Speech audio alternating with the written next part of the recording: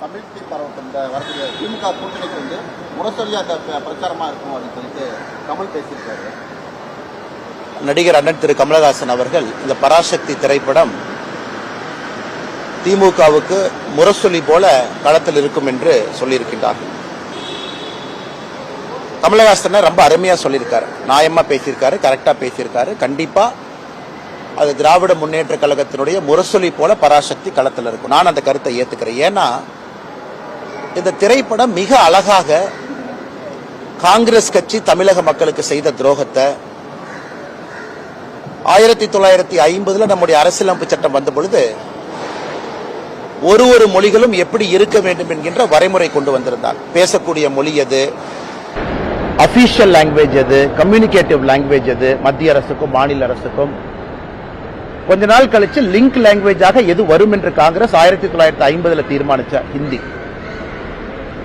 அது 1965 ஹிந்தியை திணிக்க ஆரம்பித்து எல்லோரும் ஹிந்தி கற்றுக்கொள்ள வேண்டும் என்று காங்கிரஸ் கட்சி செய்த அடாவடித்தனத்தை மிக அற்புதமாக பராசக்தி படத்தில் போட்டு காட்டியிருக்கிறார். அதனால் பராசக்தி படத்தினுடைய மொத்த குழுவினருக்கும் என்னுடைய மனமார்ந்த வாழ்த்துக்கள்.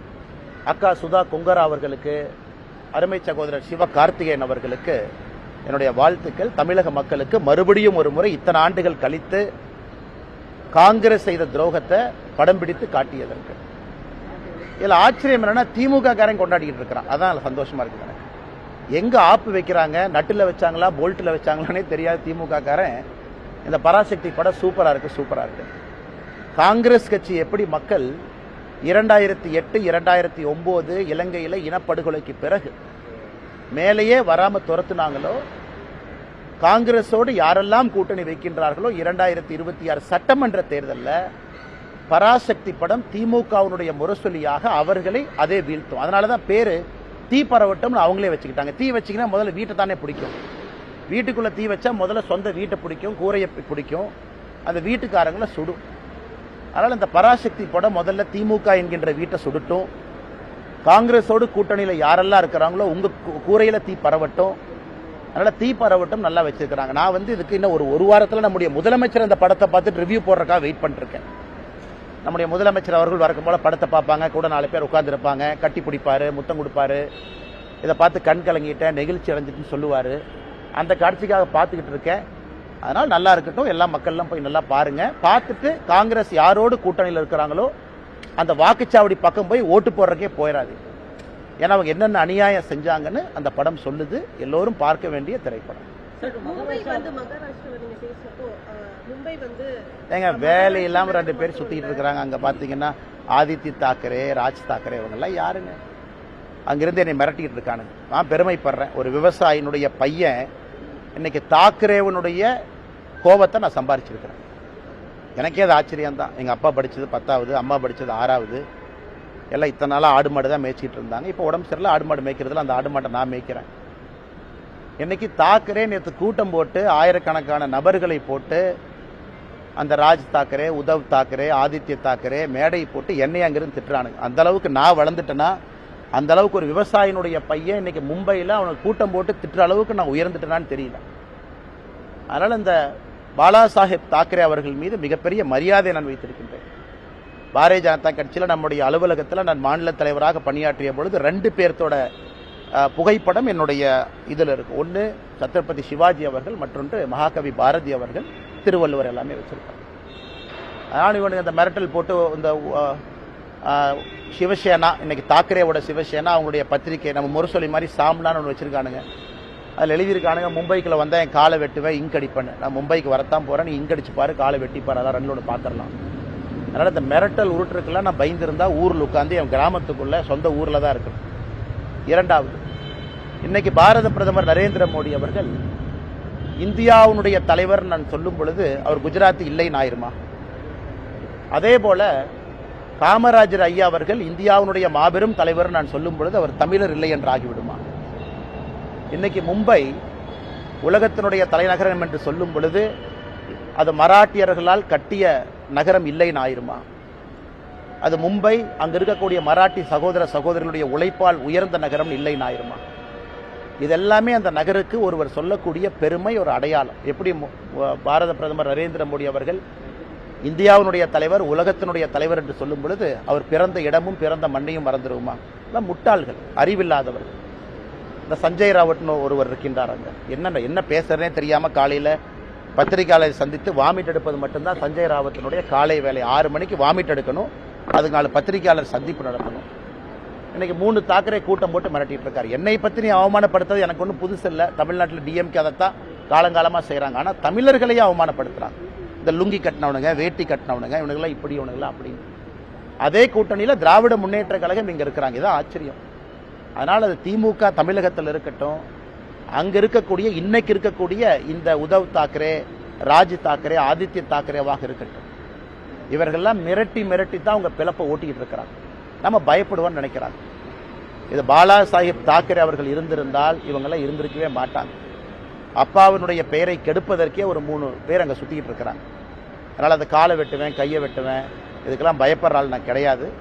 அதே நேரத்தில் ஒரு விவசாயினுடைய மகன் கிராமத்திலிருந்து வந்திருக்கக்கூடிய நான் தாக்கரே மீட்டிங் போட்டு லட்சக்கணக்கான ஆளை போட்டு ஸ்டேஜில் என்னை திட்ட அளவுக்கு வளர்ந்துட்டேன்னு நினைக்கும் பொழுதும் கூட அந்த பாரதிய ஜனதா கட்சி தான் அந்த வாய்ப்பையும் எனக்கு கொடுத்துருக்குன்னு நினைச்சு நான் பெருமையும் அடையும். தலைவர் விஜய் சிபிஐ விசாரணைக்கு டெல்லிக்கு போறாரு. இது அரசியல் களத்தில் என்ன தாக்கத்தை ஏற்படுத்தும் நினைக்கிறீங்க?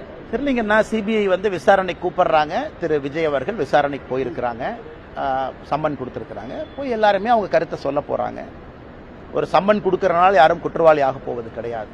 நமக்கு சம்மன் கொடுக்குறாங்க, போறோம், சில வழக்குகளை பேசிட்டு வர்றோம், அதெல்லாம் ஓகேங்கண்ணா. அதனால் முறைப்படி சம்மனுக்கு முறைப்படி அவங்க ஆஜராகிறாங்க. இதுல நான் எதுவும் உள்ள போந்து நான் கருத்து சொல்ல விரும்பல. அதனால் நல்லபடியா போயிட்டு வரட்டுங்கண்ணா. இடி, சிபிஐ, இன்கம் டாக்ஸ் டிபார்ட்மெண்ட் இதை தொடர்ந்து இந்த சென்சார் போர்டும் இப்போ பிஜேபியோட கைப்பாக செயல்படுது. ஜனநாயக விஷயத்துல எம்.கே. ஸ்டாலின் அவர்களுடைய ட்வீட் உங்களுடைய கருத்து? அண்ணா, என்னை கேட்டீங்கன்னா நானும் ஜனநாயகனுடைய படத்திற்காக எதிர்பார்த்து காத்திருந்த நிறைய ரசிகர்கள்ல நானும் ஒருவன் தான். நல்ல திரைப்படம், நல்ல நடிகர்கள் நடிக்கும் பொழுது சமீப காலமா நானும் நிறைய திரைப்படத்தை பார்க்கின்றேன், கருத்து சொல்றேன், பேசுறேன். ஏன்னா ஒரு திரைப்படம் என்பது ஒரு வெறும் நடிகர் மட்டும் உருவாக்கக்கூடிய ஒரு விஷயம் கிடையாது. லட்சக்கணக்கான நபர்கள் பின்னாடி இருக்கிறாங்க, எல்லாரும் சேர்ந்து பண்றாங்க. ஆனால் ஜனநாயகத்தை பொறுத்தவரை அது சிபிஎஃப்சி அவங்க ஏதோ சொல்றாங்க, இது ஏதோ எடிட்டிங் பண்ணும், கட்டிங் பண்ணும், அது இதுன்னு ஸ்கிரீனிங் கமிட்டி, அது ஏதோ தேவையில்லாத எங்கெங்கயோ போயிட்டு இருக்குங்கண்ணா. அதனால் நானும் உங்களை போன்ற ஒரு சாதாரண மனிதராகத்தான் இந்த சிபிஎஃப்சி, இந்த ஜனநாயகன் படக்குழு, ப்ரொடியூசர் அவங்கள நான் பார்த்துட்டு இருக்கேன். ஆனால் இந்தியாவில் எப்பொழுதுமே கோர்ட் இருக்கு, அப்பீல் மெக்கானிசம் இருக்கு, பல வழிமுறைகள் இருக்கு, எல்லாமே இருக்கு. ஆனால் நான் இதை இப்படி பண்ணிட்டாங்க, அப்படி பண்ணிட்டாங்க, இது எல்லா திரைப்படமும் அது கடந்து வர்ற பாதை தான். சில திரைப்படத்தை வரும்போது இவ்வளோ கட் பண்ணுங்க, யூபைஏவை யூவா வச்சுக்கன்னா சொல்றாங்க. என்னை கேட்டீங்கன்னா நானும் நிறைய பேர்த்த போல ஜனநாயகம் படத்துக்காக காத்திருக்கக்கூடிய ஒரு மனிதனாகத்தான் நானும் இருக்கேன். படத்தை பார்க்காம எது தப்பு சரின்னு அப்படி சொல்ல முடியும்? பராசக்தியை பத்தி நீங்க கேட்டீங்க, நான் கருத்தை சொல்லிட்டேன். நல்ல படம், நல்ல ஒரு முக்கியமான கருத்து சொல்லியிருக்கிறாங்க. அதை திமுகவும் காங்கிரஸ்காரங்களும் கட்டாயமா பார்க்கணுங்கிற என் கருத்தை சொல்லிட்டேன். அதனால ஜனநாயகம் படம் வெளியிடும் பொழுது நிச்சயமா அதை பார்த்துட்டு நான் சொல்றேங்கன்னா, அதுவரை நிறைய விஜய் ரசிகர்கள், நிறைய சினிமா படத்தினுடைய ரசிகர்கள், நல்ல சினிமா வேண்டும் என்று நினைக்கக்கூடிய மனிதர்களைப் போல நானும் அந்த படம் வரட்டும் என்று காத்துக்கொண்டிருக்கிறேன். தமிழக சட்டமன்றத்தை திமுக செயல்பாடு எவ்வளவு மாற்று போடுவீங்க? ஆனா ஒரு ஆட்சி என்று சொல்லும் பொழுது நிறை குறை என்று சொல்வார்கள். நிறையும் குறையும் 50-50% இருந்தா ஓகே அப்படி. ஆனா ஜனநாயகம் எல்லா மக்களுடைய எதிர்பார்ப்புகளையும் பூர்த்தி செய்ய முடியாது. குறைகள் அதிகமாகவும் நிறைகள் மிக மிக குறைவாகவும் இருக்கக்கூடிய ஆட்சியாகத்தான் நான் பார்க்கிறேன். ஆனா ட்ரூ டெஸ்ட் என்பது வருகின்ற சட்டப்பேரவை தேர்தலில் மக்கள் தான் எஜமான்கள். அந்த எஜமான்கள் இவிஎம் மிஷின்ல அவங்க போய் முடிவு செய்வாங்க. அதனால எஜமான்கள் போடக்கூடிய மார்க்குக்காக காத்திருப்போம். நிறைய குறைகளும் கொஞ்சம் நிறைகளும் இருக்கக்கூடிய ஆட்சியாகத்தான் இந்த 4.5 ஆண்டு கால திராவிட முன்னேற்ற கழகத்தினுடைய ஆட்சி நான் பார்க்கிறேன். ஆனா மார்க் போட தகுதியானவங்க நம்முடைய எஜமான்கள் மக்கள். என்னை போன மனிதர்கள்லாம் மார்க் போட்டா அது சரியா இருக்காதுங்க.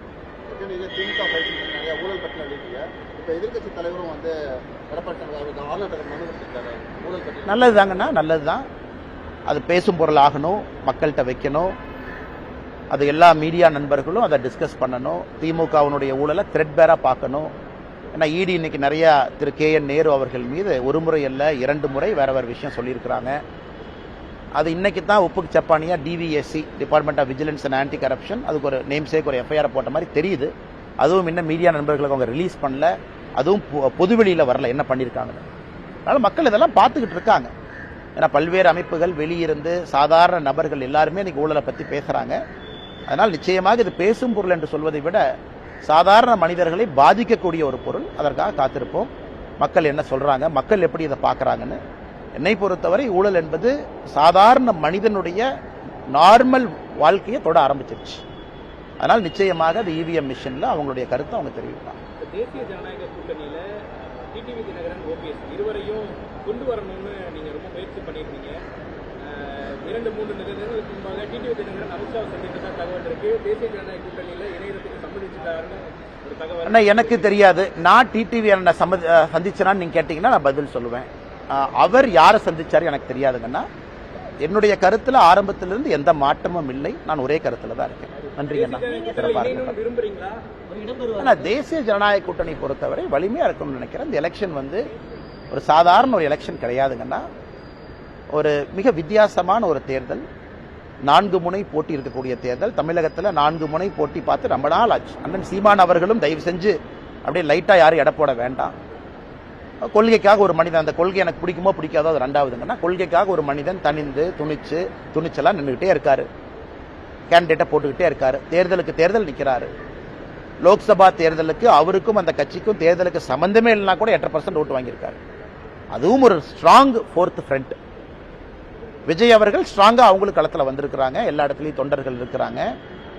அதே நேரத்தில் தேசிய ஜனநாயக கூட்டணியை பொறுத்தவரை அனுபவமும் இருக்கு, வலிமையும் இருக்கு, மோடி அவர்களுடைய ஆசீர்வாதமும் இருக்கு. மிக வலிமையான ஒரு கூட்டணி களத்தில் இருக்கு.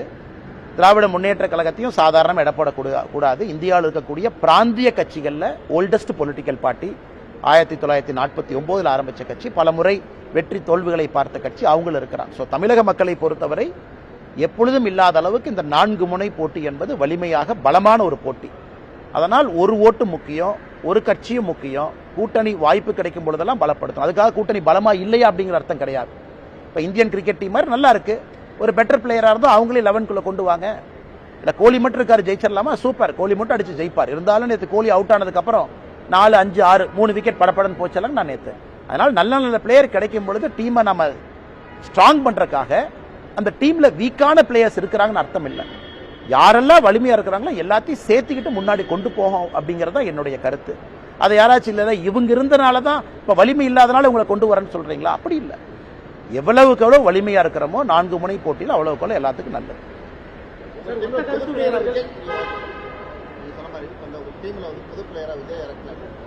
அண்ணன் 11 பிளேயரு, அதுக்கு மேல ஃபீல்டிங் கோச், பேட்டிங் கோச், நிறைய கோச் இருக்கிறாங்க. அந்த கோச் எல்லாம் சேர்ந்து தீர்மானிக்கணும். அப்புறம் ஸ்பெக்டேட்டர் இருக்கிறாங்க, ஸ்பெக்டேட்டருக்கு அது பிடிக்கணும். எனக்கு கிரிக்கெட்டுங்கிறது வெறும் 11 பிளேயர் ஆடிட்டு வந்தா மட்டும் அழகு இல்லைங்கண்ணா. அந்த 11 பேரை பாக்குறதுக்கு 1 லட்சம் பேர் போய் கைத்தட்டினா தான் அழகு.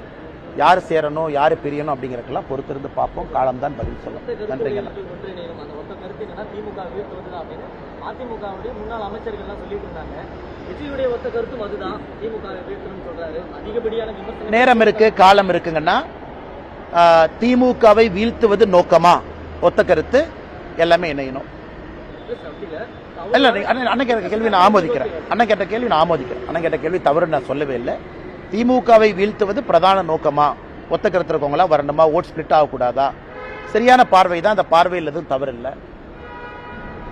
அதே நேரத்தில் மக்கள் ஐடியாலஜியும் பார்க்குறாங்க. ரொம்ப எக்ஸ்ட்ரீம் முரண்பாடுகளால் இருக்கக்கூடிய ஐடியாலஜியை ஒன்னா போட்டிங்கன்னா அது ஒரு வெஜ் பிரியாணியை நான்வெஜ் பிரியாணி ரெண்டா சமைச்சு வச்சுட்டு வெஜ்ஜும் இல்லை நான்வெஜ்ஜும் இல்லை சென்டரில் இருக்கு சாப்பிடுன்னு சொல்ற மாதிரி. அதனால ஏற்கனவே சொன்னது போல இந்த எலெக்ஷனை பொறுத்த வரைக்கும் நான் கோச் இல்லை, இந்த எலெக்ஷனை பொறுத்த வரைக்கும் நான் கேப்டன் இல்லை, இந்த எலெக்ஷனை பொறுத்த வரைக்கும் உங்களை போல நானும் அந்த பார்வையாளர்ல ஒருத்தன். அதனால கோச்சு கேப்டன் பல பேர் இருக்கிறாங்க. அவங்க எல்லாம் சேர்ந்து முடிவு பண்ணிட்டு எது சரியா இருக்கும்னு. நான் தொடர்ச்சியாக இன்னைக்கு ஸ்பெக்டேட்டராக இருந்தாலும் கூட தமிழக மக்களுக்கு எது நல்லதுன்னு பேசக்கூடிய ஸ்பெக்டேட்டரா இருக்கேன். காலம் பதில் சொல்லட்டும், காத்திருப்போம். காங்கிரஸ் இதை விட என்ன சார் பேசுறது?